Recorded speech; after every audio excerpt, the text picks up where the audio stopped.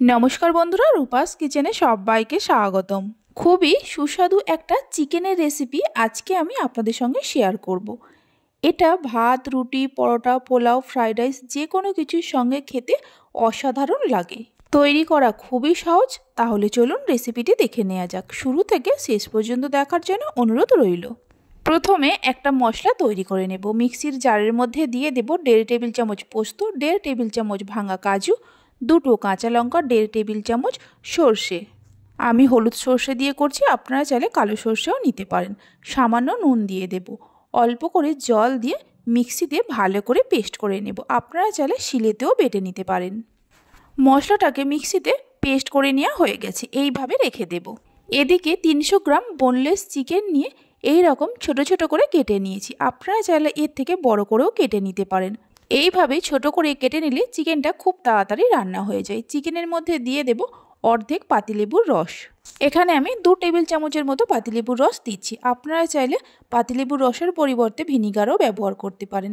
দিয়ে দেব 1/2 টেবিল চামচ গোলমরিচ গুঁড়ো, 1/2 টেবিল চামচ কাশ্মীরি লঙ্কার গুঁড়ো আর হলুদের গুঁড়ো দিয়ে দেব 1 চামচের 3 ভাগের 1 ভাগ।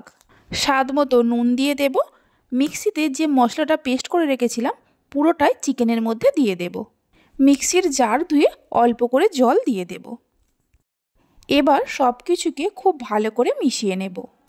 হাতে সময় কম থাকলে চিকেনের এই রেসিপিটি বানিয়ে নিতে পারেন। খুবই কম সময়ের মধ্যে বানিয়ে নেওয়া যায়।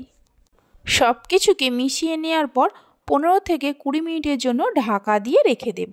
আপনারা চাইলে নর্মাল ফ্রিজে 1 থেকে 2 ঘন্টার জন্য রেখে দিতে পারেন।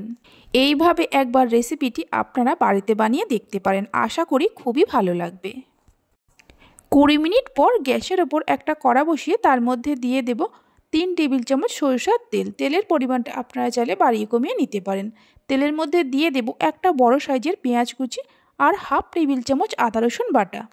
গ্যাসের ফ্লেমটা মিডিয়ামে করে পেঁয়াজ আদা রসুনটাকে মিনিট 3-4 সময় ধরে ভেজে নেব। মানে পেঁয়াজ আদা রসুনের কাঁচা গন্ধটা যাওয়া পর্যন্ত ভাজতে থাকবো।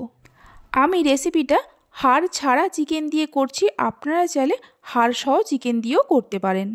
পেঁয়াজ আদা রসুনটাকে ভালো করে ভেজে নেওয়ার পর এর মধ্যে দিয়ে দেব ম্যারিনেট করা চিকেন। এই সময় গ্যাসের ফ্লেমটা লোতে করে দিতে হবে। চিকেনের বাটি ধুয়ে অল্প করে জল দিয়ে দেব।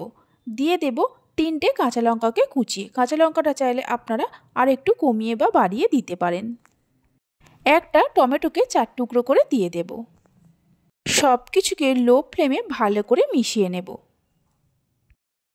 সব কিছুকে মিশিয়ে নেওয়ার পর ওপর থেকে আরও 1 টেবিল চামচের মতো সরিষার তেল দিয়ে দেব। এই পুরো রান্নাটাই লো ফ্লেমে করতে হবে।